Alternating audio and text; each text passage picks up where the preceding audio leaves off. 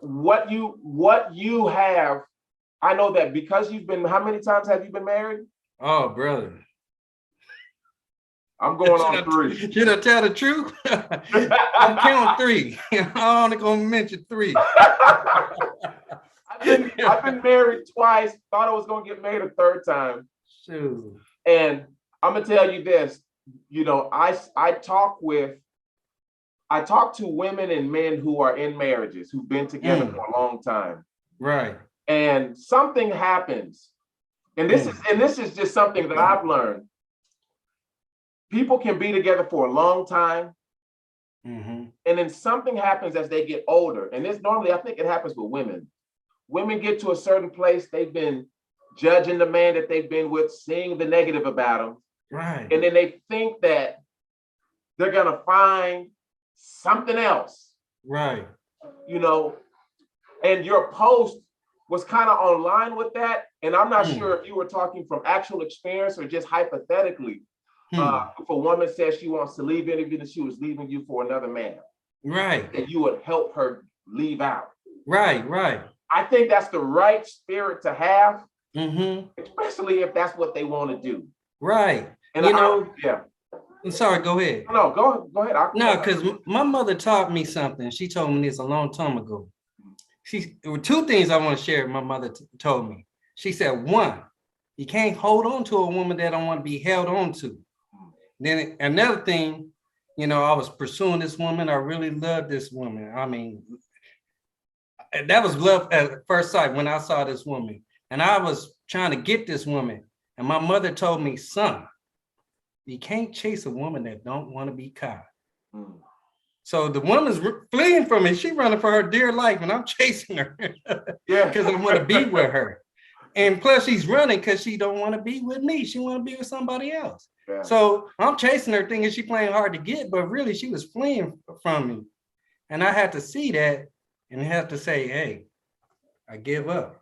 So even if I love a woman and she says she wants to go, I'm not going to beg her to stay, because then if she stay, is she sincerely staying? Right. Then, okay, you stay this time, you get mad at me next time, what you going to say? Right. Every time you get mad at me, you're going to threaten to leave me? So, hey, I don't like threats. Nobody like threats. Right. Let us do something wrong when we were children. Mom said, I'm going to beat your backside and show a bill. That's a threat, and we don't want that. So a woman threatened to leave me. All right, baby, let me help you. Let me pack your bag. And especially another man, call him right now. Yeah. Call him right now. I'm not going to fight the dude. You want to leave me for him? Go ahead, because I know one day you're going to get mad at him, just like me, and you're going to leave him too. Yes, sir. Right. Yeah, that's right. That's right. And and you mentioned earlier, you talked about when you mentioned like you're pursuing her, but she wants to be with someone else. Why do you think women open themselves up if they're pursuing somebody else, but then they open up something with you? Have you ever had that happen to you where she opened she kind of deceived you thinking that maybe, did you ever read the clue wrong, or how did that happen? Bro, man, they do that for 2 reasons. One, it's a possibility to make the other man jealous. Like, I got this other guy. He may not make the money you make. He may not be as handsome as you are, but I got an option. Right. So 1, to make him jealous, and 2, they looking for plan B. All right, if things don't work out with Leroy, I got Junebug right here. Right. So Leroy, you better get it, because Junebug ready to get off the bench. Right. You the starting quarterback, but you ain't playing the game right. You're not gonna listen to my plays. Right. Now I'm gonna bring in Junebug. So they do that. They do that, man, and they won't admit it, but it's the truth. Yes. How many of us? We ask every woman truthfully, was I your backup plan? They say, back in the days when we were growing up, I just want to be friends. They put us in a friend zone. Right. They say, I just got it out of the relationship. I'm in a relationship. I just want to be friends. And sometimes we stay in the friend zone because we want her. And sometimes they put us in the friend zone and want to keep us around to keep us around. Right. Like my man, he act up again, I'm gonna cut him off and I'm gonna put you in the game. You're not gonna be in the friend zone no more. You're gonna be in the game. Right. That's right. So, you know, we play the role like, yeah, we could be friends. And we thinking, I'm gonna get her, you know, and she already knows, and she thinking the same thing. Right. If you don't act right, you're gonna get me. Yeah. So as we say, game recognize game. Right. Yeah, and it's interesting because it really is a game. Right. As I listened to the minister speak last weekend, and he spoke about his domestic life, the problems, and from the perspective of Mother Khadijah. Here is a beautiful sister who has been with the Honorable Minister Louis Farrakhan for almost 70 years. What better example do women have? Because I think if any woman had a reason to leave without the consequence or thinking of what's at stake by me leaving him. Right. I think women can probably look at Mother Khadijah and say, well, that's the Honorable Minister Louis Farrakhan. She has so much to lose, or whatever people could say about the domestic life of the messenger of Allah and what's at stake for a woman leaving him. But do you think women look at the vows of marriage like that, to that same degree? Not today. Not in this day and time. I don't care if they Muslim, Christian, Hindu, Buddhist, atheist. No, not like our grandparents. Even our mothers, they were kind of changing their perception of marriage. Yes, sir. But for a great example, my grandmother, when I went through my first divorce, and my grandmother came to me like a month before she died. I remember the last conversation I had with her, and it was crazy. It was in October, right after the anniversary of the Million Man March, the Holy Day of Atonement. Yes, and she used the words, I don't know, she watched one of the minister's lecture. She used the word reconcile your differences with, it was my ex-wife. We was divorced a year. She said, even though that was my ex-wife, she referred to her as my wife. Yeah. And she said, you got to think about your daughter, your oldest daughter. My grandma never calls me and tell me stuff like that, right? So that was her calling me, that was heavy on my mind. Then she dropped this bomb on me. She said, did you know me and your grandfather was married till he died? That blew my mind because my grandfather left my grandmother for another woman. So basically, even though he was not legally married to this other woman, he was still legally married to my grandmother. And they got married when they were like 14, 15 years old. Right. You see? Wow. They believed in their vows to death do us part. When she said that to me, that was like Mike Tyson walked up and sucker punched me. Yeah. Imagine Mike Tyson sucker punch. That was heavy. Knock you out. He knocked me out looking at me. But sucker punch, he might knock my head off. My head rolling down the street. She said that, I was like, wow. So after I got off the phone with her, I called my first ex-wife. I said, can we work it out? We just start over. You go in courtship, do it like how we did, but better. She said to me, at this point, all we could do is be friends. And when she said that, it hurt it, and I moved on, never looking back. Right. But because of my grandmother, I tried. Yeah. And I was sharing that because, man, I never knew my grandmother and my granddad was still married. Yeah. I know he would come in town and sometimes stay at my house with my mom and us, and he would stay at my grandma, but I never thought they were married. I just thought he probably was sleeping on the couch or something. Right. Wow, that blew my mind. But they really took their vows secret. They really looked at it. And in this day and time, because of social media too, all these apps, Facebook, Instagram, Twitter, and Plenty of Flesh, Matchmaker.com, Black Planet, all these different things. And women like, shh, you know, I don't need you. Even though they got us outnumbered. For every man, we're outnumbered 11-1. Wow. For every man, there's 10 other women. But they thinking, like, I don't need you. I don't know who you gonna get. Maybe she got a man in prison because no, he ain't gonna go nowhere. I don't know. you gonna stick with Pookie in prison or something. Right. I don't know what's going on. But when you bring up a good point, so here's 10-1. So she's damn near lucky. Who get that one? Right. You know, and then what you're saying, you know, about your grandmother, thank you for sharing that. And I really do believe that one thing that really touched me about the minister's lecture and his authenticity and his honesty is when he spoke about what got Malcolm thrown off his cord was how he handled something so sacred as another man's domestic life. Right, right. You know, and so I guess Malcolm must have thought that was something worth effing with.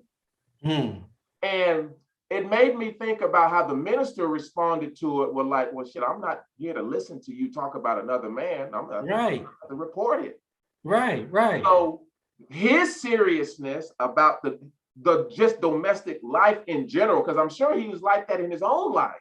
Right. But then having to walk down that same path, I'm just listening to the minister, how he described a man having that type of lifestyle is stressful, and how he was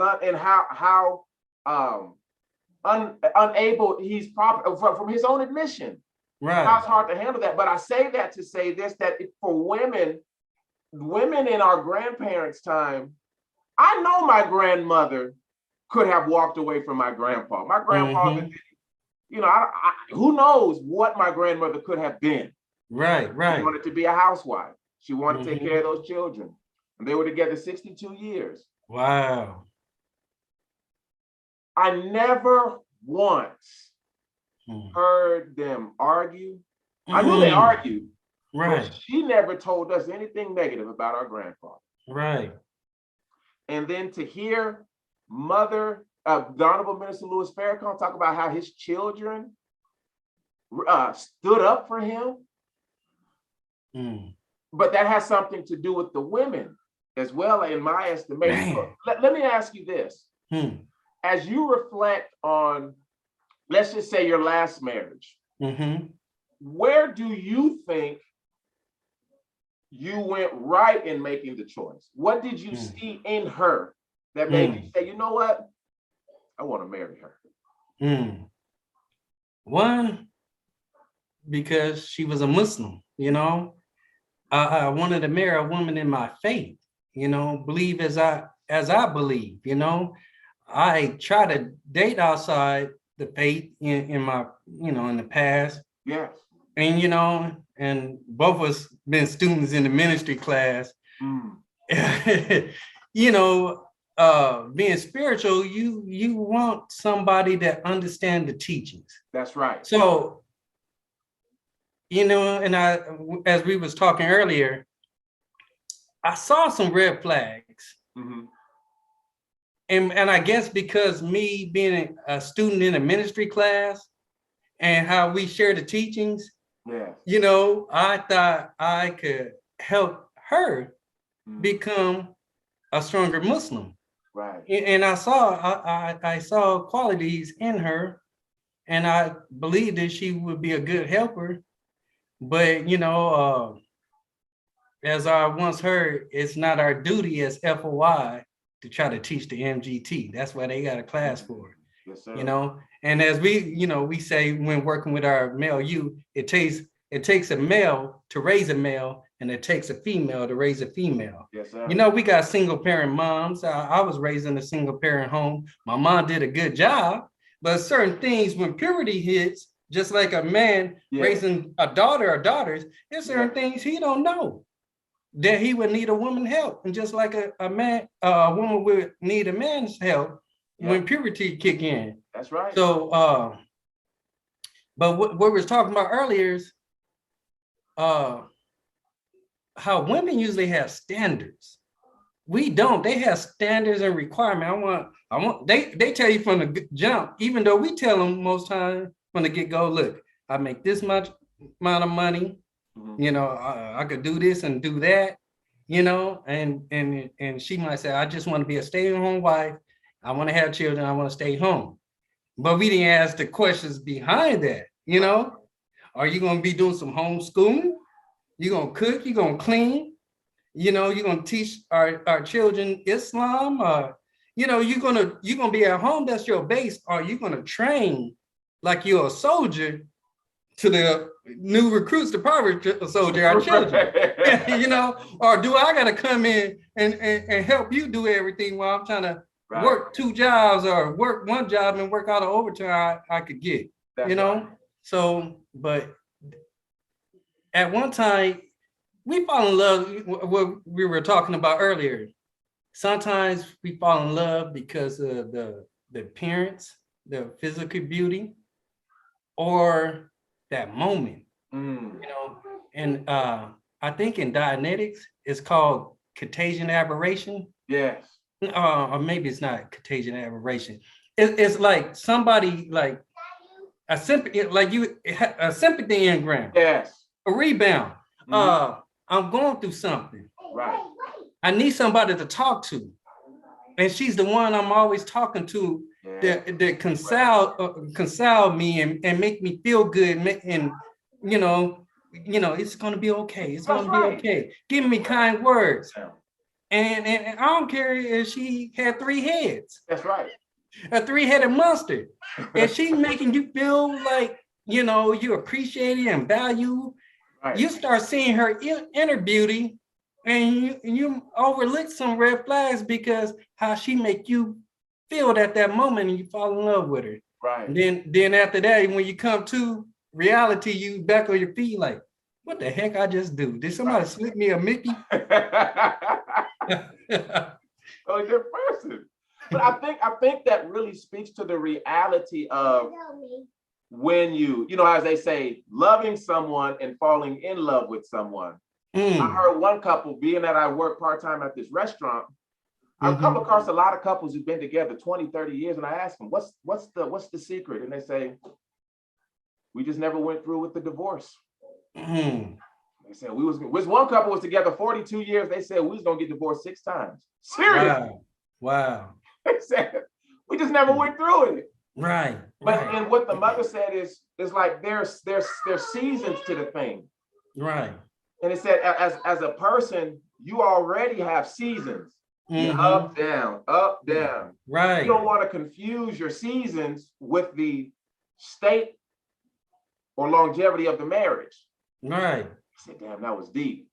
Man, you know, that's real. Yeah. With my first wife, what I saw was we stopped right at the time. She left right at the time Dianetics got to us. And I said to myself, what if she just would have just held on? Man. What if? Like, you know, what if we just would have held on? But then I realized, you know, the quickness that she moved on, I know that moving on that quick, it's not good. Right. Because and what you said in your post, which really just, it just rung a tone with me, a chord, was you end up doing the same thing. Right. So then I was like, what is it? What really is it in that choice of making the decision to leave? Because in my case, my first marriage, she left. Eventually, I thought I was going to leave. She wanted to leave, then we're going to work it out. Then she eventually left. For your marriages, was it you who left them, or was it them who left them? Who left them? Well, I say my first marriage, I left, but we were at the point that she probably would have left if I didn't leave. because back then I was a young, zealous FOI. You know, I was a black Taliban. I did God, nation, family. Yeah. And I was arrogant / ignorant. I was like, I get me a new woman. You know what I'm saying? I'm FOI. Fruit is the best. Yes, sir. You lucky to have me. I'm FOI. Yes, Go sir. get your nigga then. And that's exactly what she ended up doing. Right. You know what I'm saying? But I helped, mess that up. And plus, she wanted to go to counseling, save our marriage. She was willing to go to the local minister. Yes. Or go to a professional. No, I ain't going no white man. I ain't going no cracker. We could read Message to the Black Man or one of the minister's videotapes or listen to one of his lectures. That was me back then. Yes, sir. And she's telling me, we need help. We're young. We need to save our marriage. And I was like, and by the time I tried to save our marriage and wanted to go to the mosque, it was like the Titanic when they start sinking and they start sailing off the alarm, shooting them bombs up. It was too late. Wow. It was too late. When I was trying to save our marriage, she was there physically, but mentally she was already gone. And I saw that, and I just said, let me go. But my second marriage, I wish it came. My second marriage, I wish we had Dianetics. Yes, sir. In that process, because I didn't know, and we went to counseling, but I needed some by myself. Right. I didn't know I had some skeletons. I brought, by a whole, how you got the luggage out, everything you carry, all the carry-on. I had all kinds of carry-ons wrapped around my neck and under my arms, carrying, and we finally got Dianetics and I was getting audited, but it was a little bit too late. Yes, sir. And she left me. And it's because I brought past issues to the present. Yes, sir. Yeah.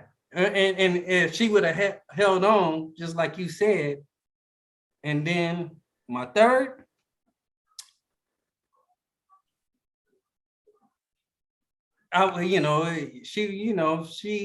we wasn't compatible. We wasn't for each other, huh? But at that moment, we were both going through similar things. Yes. So we connected because we were going through similar things. Wow. Like she just got a divorce. Both of us just got a divorce. Yes, sir. And having problems with our exes. So we hit it off about similar interests, similar problems. Yes, sir. Yeah. And we could work on our problems together, and that's wrong. People thinking, oh, we could work on our problems together. No, you can't. It's like hot wind and cold wind coming together, and what that creates. Right. That's tornado. That's a good one. So you got your issues. She got her issues. It's not like you got a right leg and she got a left leg and y'all come together so you can have two legs. Right. Y'all both got some issues. Right. That you need to work on before you get married. Yes, sir. Because if you don't work on them issues, then you get married, then the problems you had in them previous relationships or marriage, you're going to bring it in that marriage, and then y'all sword fighting. Right. Yeah. That's right. Brother, when I got divorced the first time, I had left Dallas. I was a little hurt that she moved on so fast. And I didn't want to look at that shit. I said, fuck this. I'm going to San Antonio. I'm going back to the home. So right. I went, and the brother at the time, I was going to go down and help at the study group, Brother Cedric. He was at the time, he was talking with one of the ministers who was counseling my ex and her soon-to-be husband on their marriage. And the brother told me, he said, if I would, because he called me one day out of the blue, he was like, brother, I had no idea That's who he was talking about when he was saying he was counseling a couple who's about to get married. He said, if I would have knew, I would have fought against it. Now, I say that because, you know, even with courtship in the history, the minister had at one time, he stopped doing marriages. Right. He saw something. He said he'd rather do funerals because the dead don't lie. That's deep. Yeah. That's deep. Man.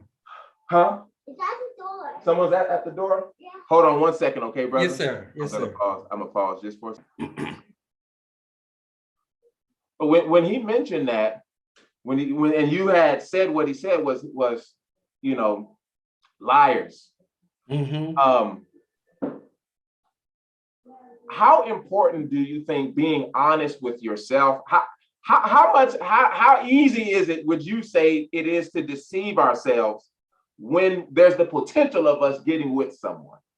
To deceive ourselves with the potential of getting someone. Right. Like here we have the opportunity to get with someone, but you see some stuff. You see with ourselves or them? With like, because we're looking at the stuff that we're seeing, and then we just kind of just say, hey. The red flags. Yeah. Yeah. You know, they speak a lot about red flags lately on social media. So we see the red flags with this person. Right. And I think a lot of us think we can help mold that person or guess, or it might be we are fascinated with the physical. God forbid we had sex and the sex was off the chain. Right. You know, yeah, you know, because the minister said if he would I don't know the exact word he said, but he was talking about those that's in courtship. Right. They say he would question them about that courtship. He would find out they had sex. And he said, when you intimate in a courtship or in the world dating, right, getting to know that person's out, especially with a woman.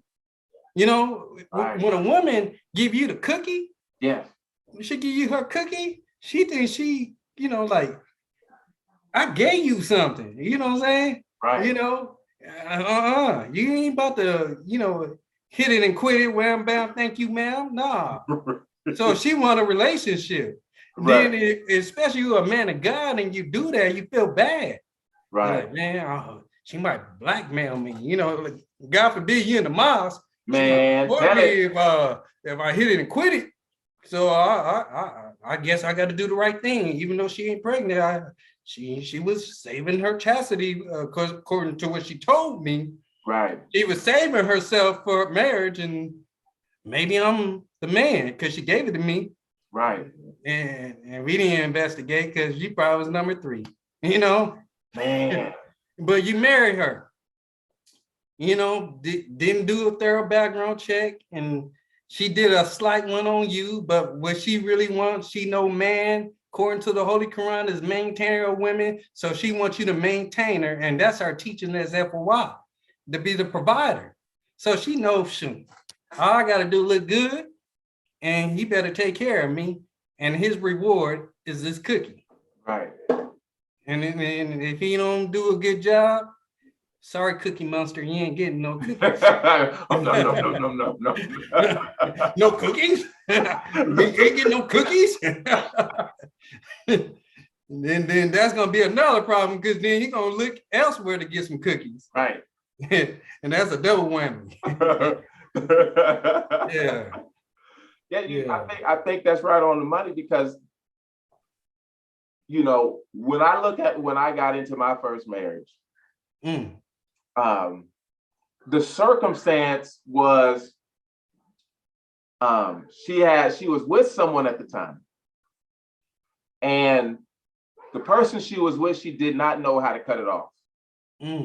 She did not want to be with them, and so here I come. You know, I liked her. She was pretty. I met her when I was at work, and that breaking up part, I overlooked it. I overlooked what that means. How women look to other men to help them. Right.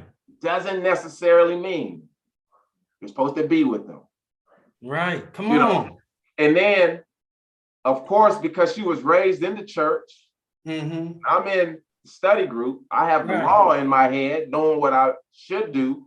You know, as you said earlier, doing what's right, it's going to make you feel like you have to justify it. You got to justify it now. You know, and so when I proposed to her, she was like, well, I was already like, if we don't get married, then by that time we was already doing it.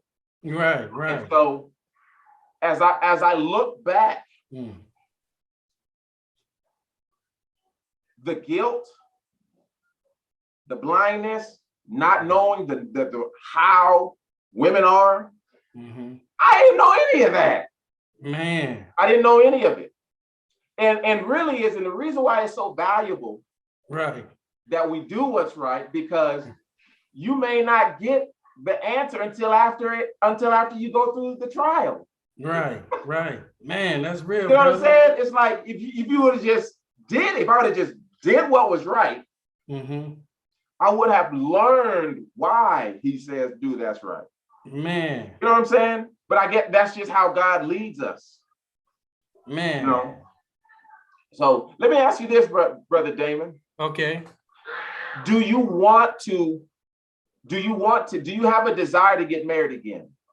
Oh, yes, sir. You know, we don't practice monkism in the nation. I love the nation too much to get put out. Right. You know, because look, if I'm single about 5 or 10 more years, y'all start looking at me sideways. Right. Like either Brother Damon on the down low, he got a girlfriend, or, you know, he's kicking it with Pamela and her 5 daughters. Right.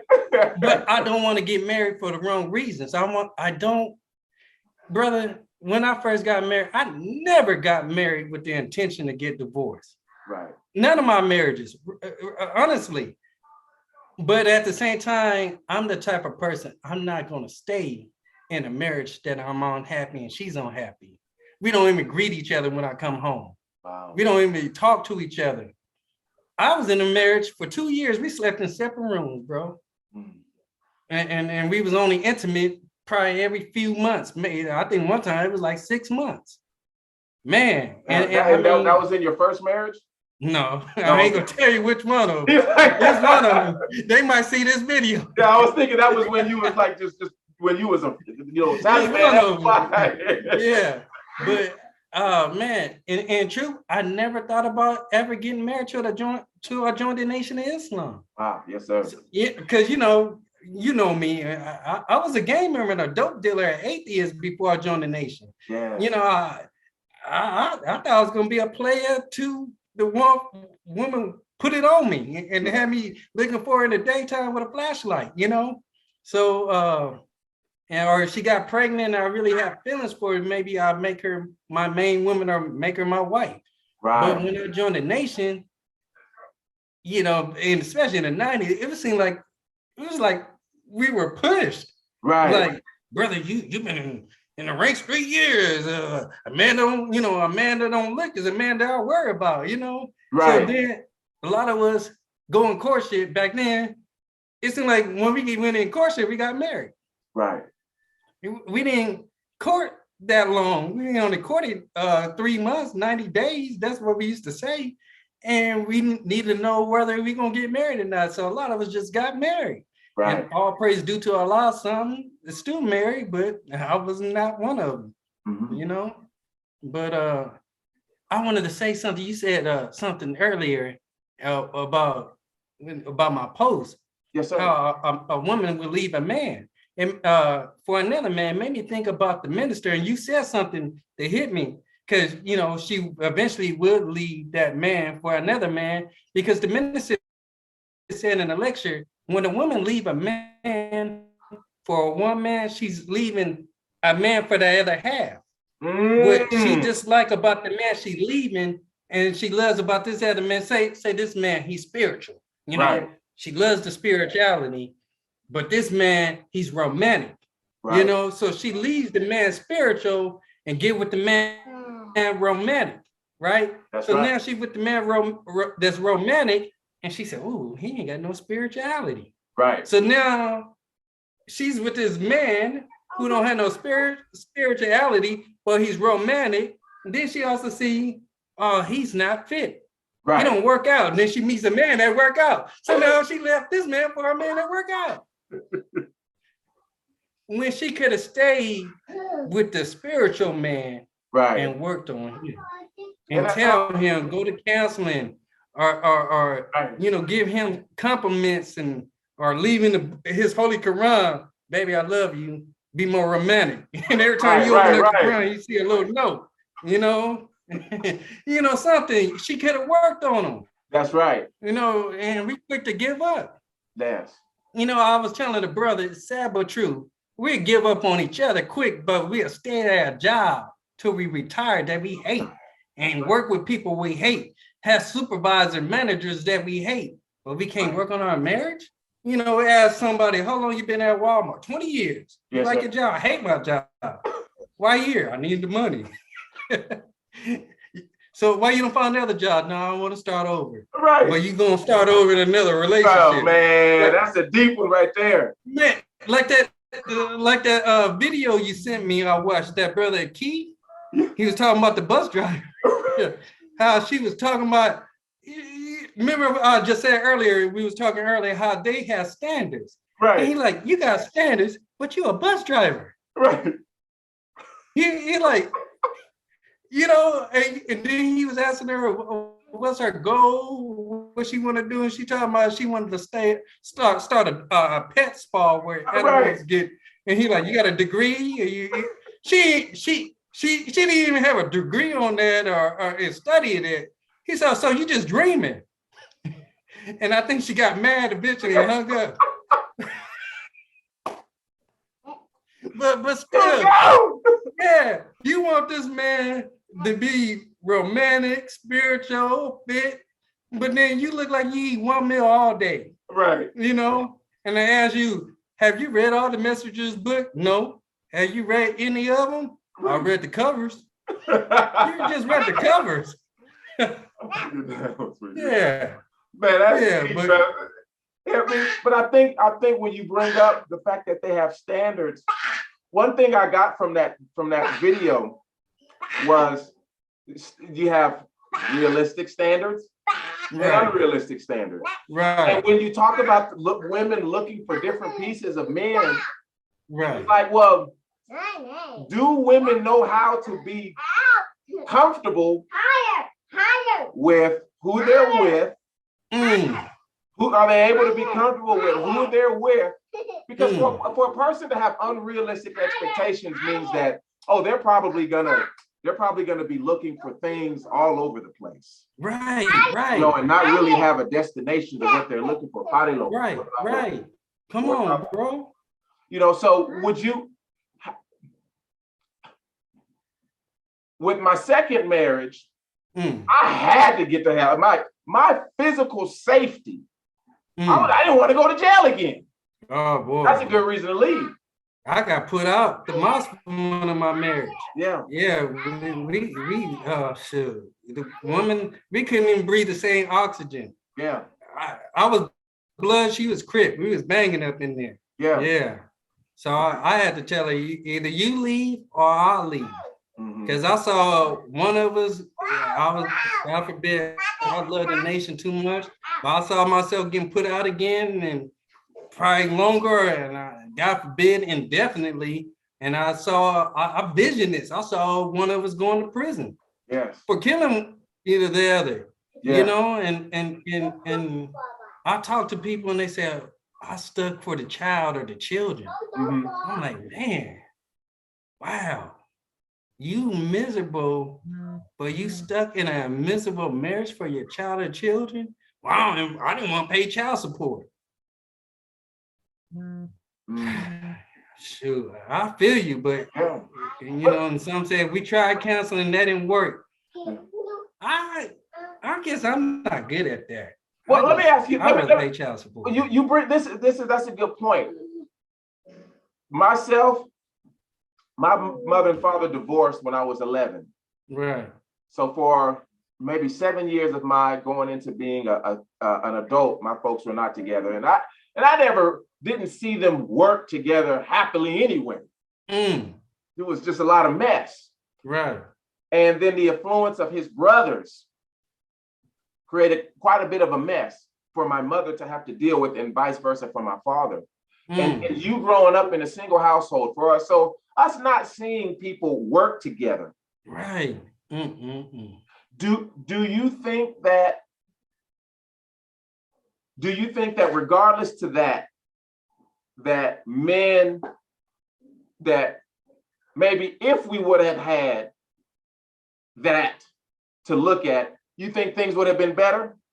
I think that would help out, but I know some brothers, FOY, that grew up in single parent home, and they've been in a long, good relationship or a decent one. My sister, sad but true, just got divorced last year, but she was with her husband like 30 years. Yes, sir. You know, and I'm like, dang, we grew in the same household, and I've been married more than somebody got underwears, and you just been married one time. I'm like, wow, what did you learn in our house that I didn't learn? Yeah. And then I was religious before my sister, even though I was a knucklehead. You know, I became spiritual before she became spiritual. So what let me ask you this then. What do you think it was that she learned, or from what she's told you? Because eventually she divorced. What made her hold on? My sister was like my grandmother. Yes. How we talked about, you know, she followed my grandmother example. Yeah. No matter what her husband did, she just prayed, and especially when she became religious, she just had faith he could change. And it took him to go super far left, you know, for her to say, I'm done, you know. And when I say super far left, I don't think she'd get mad at me. He had to get another woman pregnant. Okay. For her to say, all right, I tolerate your attitudes. Right. You drinking, your business collapsing, and you starting another business, don't want to work a job, and her bringing more income. But when he got another woman pregnant, that was it for her. Yes, sir. I see what you mean. And if he never got that woman pregnant, they probably still be together. Right. You know, and I mean, I'm keeping 100. The family, we didn't like him. We tolerate him because they had children, and we know that at the end of the day, my sister, our family member, is going to stay married to him. Right. So, and he probably didn't like us, but we respect each other. Right. But it took him to have a baby, you know, while married to her, you know, getting another one pregnant while married to her. Right. And that's the thing too. You talked about Mother Khadijah, right? And let's talk about Mother Claire. Yes. Women, particularly MGT, look at the finished product. They look at the minister and the messenger when, you know, who they became. That's right. But they didn't see him at the very beginning. The minister told us stories about his life several times. The Most Honorable Elijah Muhammad told us stories about his life. He said he was deep in the mud. Only thing never seen was his eyeball. Right. And I heard a story that he used to be found drunk, laying on the railroad track. They had to go get him and drag him home. And he was 34 years old. Yeah. When he met Master Farad Muhammad. Yeah, we don't see that. Right. Now, in the ministry, talk about how him and Mother Khadijah would go to places, you know, they didn't dig out of the trash can, but they got produce at markets that they were throwing away, you know, not in the trash can, but probably sit near the trash can or top of the trash can. Then he said he found furniture outside and had to refurbish, and how he would go to the pawn shop and get suits. But we see him now. Right. How many women? I remember I heard a lecture by the minister saying that a lot of women couldn't deal with a man like him. You know, they want us to be strong like the minister and the Most Honorable Elijah Muhammad. Are you going to be strong like Mother Khadijah and Mother Claire? Right. You know, are you going to stay? to the finished product. You know, just like in the nation, we have a processing class, then orientation class, then we get registered. And even though we get registered, we always say, I'm still processing. Right. Are you going to see me through like the processing teacher and work with me? And even when I get registered, still know that I'm not perfect. Right. I'm a God, but a lowercase g. You know, you want me to see your imperfection. What about mine? You want to go off on me and roll your head till your wig about to fall off your head, but what about me? Right. Yeah. You just saying that reminded me something. You got your degree in criminal justice. Yeah, I got my associates and my bachelor's in criminal justice, then my master's, which was supposed to be in criminal justice, but they took away the criminal justice program. So I got my master's in management. Yes, sir. Because before criminal justice, I was in major in business administration. Yes, sir. Yeah. What it made me think about is us doing a skit. I know most of us who are into some type of music, right? We have crossover abilities in acting. Right. So listening to the ministers, him being a musician and an artist, I said, man, this man was already popular. Right. Young charmer. Man. You know what I'm saying? Right. So I know he had that crossover ability to act. And so, I know that as we think about these questions to ask, like, what would we tell young brothers? Like, these are questions you just need to know about the system. I think that's something, a show we could do in the very near future. Doing a show about just questions. And you could just run down all of the questions, because you've already brought maybe like 4 of them up that I think are worth exploring, and why those questions are necessary in making a decision. Right. May I say something real quick? Go ahead. Student Minister Willie, I think this was 9 years ago. He came to Dallas when I was in Dallas, and he spoke. He was the keynote speaker. But he was speaking to the single believers. Yes. And he said, write down what you're looking for in the mate.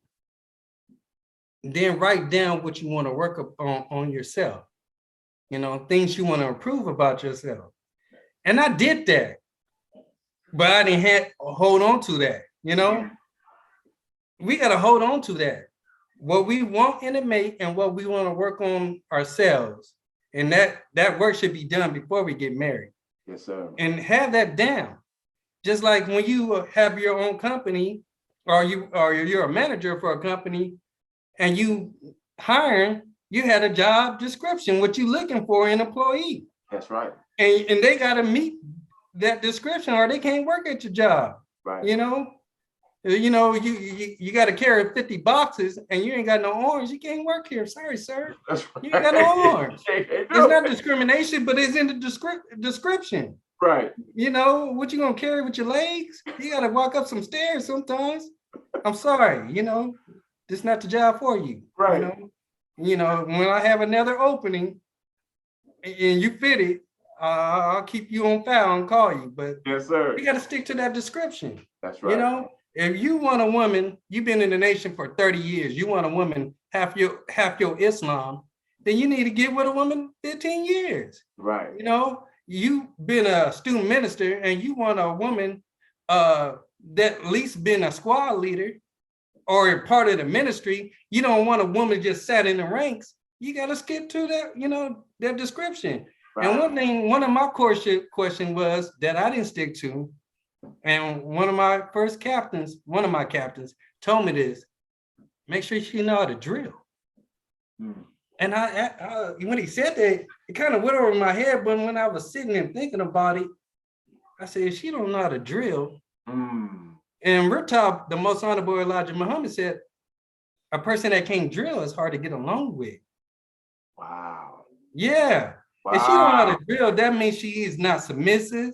She's rebellious. She's stubborn. She ain't submitting to the DI. She definitely ain't gonna submit to you. Oh, that's deep. Yeah. That's deep, brother. Bro. That's something I overlooked. Yeah. sister saluting like this, like she talking on her cell phone. You scratching your head or fixing your headpiece? What you doing? But I do. It's funny because I've taken what I've learned in drill and jobs that I've worked on. People sometimes will come up to me, they be like, hey, Father, will you do this? Yes, sir. He's going to do it. He's going to do it. And he'd be like, damn, okay, thank you. Right. And I've noticed that people who ask me to do stuff, they feel so bad asking me because I'm usually the only one that will respond to them. Right. That's a good point that you brought up, brother. I never really thought about how important that is. Bro, and then me being a DI and working with the juniors, teaching them how to drill, being a DI, I could look and like, ooh, I'm gonna pray for that one. Yes, sir. Especially children. And like, he dancing in the ranks. I'm telling him left face, he moonwalking, I said first day he do the James Brown split. Oh, no, I'm gonna have to talk to his parents about this. What's going on right here? My son is doing the splits when I left face. He's doing the James Brown. Yeah, brother. Oh, brother. So then you marry somebody like that, and you like, oh boy. Right. Every time you ask what's for dinner, and you get in an argument because you ask for what's for dinner. That's right. The same thing yesterday. We didn't have nothing yesterday. That's for dinner. Yeah. Still in there. Yeah. All right. Well, brother, I have about an hour before I have to start getting ready before I go. Man, it's all good, man. It's always good talking to you. Likewise. Man. Look, I could not see you in 20 years, and it seemed like we just saw each other. Don't it? You do. Yeah, we always hit off from day one, brother. Yeah, that is true. Yes, sir. Very true. Yes, sir. But I'm gonna send this to you. All right. And then what we'll do is we can talk over the message about, kind of look at some of the discussions, because I want you to look at it in terms of the topics that we discuss, and each of the topics only lasts so long. Yes, sir. So as somebody who video edits, I look at things for their clip value. Right. And so I want you to think about that as you're listening to it. Okay. It's no rush. Just listen to it, listen to yourself. Right. And we'll dialogue over it over this coming week. All right, sounds good. All right, my brother. Thank you for participating. Huh? I said thank you for participating. Oh, thank you for the invite, bro. Yes, sir. Yes, sir. All right. Assalamu alaikum. Wa alaikum salam.